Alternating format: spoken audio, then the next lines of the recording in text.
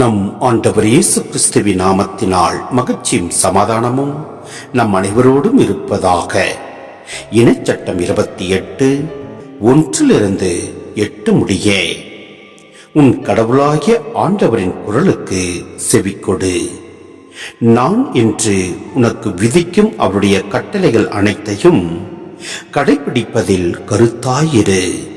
அப்போது உலகில் உள்ள மக்களினங்கள் அனைத்திற்கும் மேலாக உன் கடவுளாகிய ஆண்டவர் உன்னை உயர்த்துவார். உன் கடவுளாகிய ஆண்டவரின் குரலுக்கு செவி கொடுத்தால் இந்த ஆசிகள் எல்லாம் உன்மேல் வந்து உன்னில் நிலைக்கும். நகரிலும் ஆசி பெற்றிடுவாய், வயல் வெளியிலும் ஆசி பெற்றிடுவாய். உன் கருவின் கனியும் உன் நிலத்தின் பயனும் உன் கால்நடைகளின் ஈற்றுகளும் உன் மாடுகளின் கன்றுகளும் உன் ஆடுகளின் குட்டிகளும் ஆசி பெற்றிடும். உன் கூடையும் உன் மாப்பிசையும் தொட்டியும் ஆசி பெற்றிடும். நீ வருகையிலும் செல்கையிலும் ஆசி பெற்றிடுவாய்.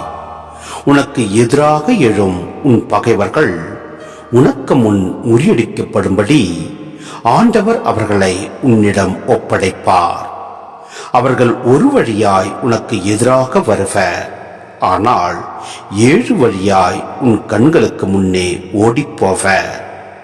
உன் களஞ்சியங்களிலும் நீர் மேற்கொள்ளும் செயல்கள் அனைத்திலும் நீ ஆசி பெறும்படி ஆண்டவர் ஆணையிடுவார்.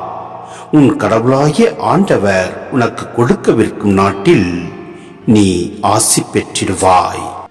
சிந்தனை: கடவுளின் கட்டளைகளுக்கு கீழ்ப்படிவர்களுக்கு அவர் வழங்கும் எல்லையற்ற பாதுகாப்பையும் பரிபூரணமான ஆசீர்வாதத்தையும் குறிக்கிறது.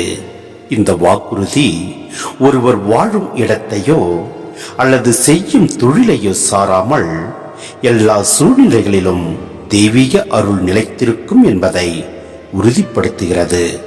இந்த இறைவாக்கின் ஆன்மீக மற்றும் நடைமுறை அர்த்தங்கள்: நீங்கள் நகரத்தில் இருந்தாலும் வயல் வெளியில் இருந்தாலும் கடவுளின் ஆசி உங்களை எல்லா இடங்களிலும் தொடரும். உங்கள் வருகையிலும் செல்கையிலும் நீங்கள் மேற்கொள்ளும் அனைத்து முயற்சிகளிலும் நன்மை உண்டாகும். கடவுளின் வழிகளில் நடந்து அவரது கட்டளைகளை கடைபிடிக்கும் போது இந்த ஆசீர்வாதம் உங்கள் தலைமுறைக்கும் உங்கள் உடைமைகளுக்கும் கிடைக்கும். எனவே நம் ஆண்டவரின் வார்த்தைகளுக்கு கீழ்ப்படிந்து அதன்படி நாம் செயல்படுவோம். எல்லாம் வல்ல இறைவன் நம்மை நிறைவாய் ஆசீர்வதிப்பார். ஆமென்.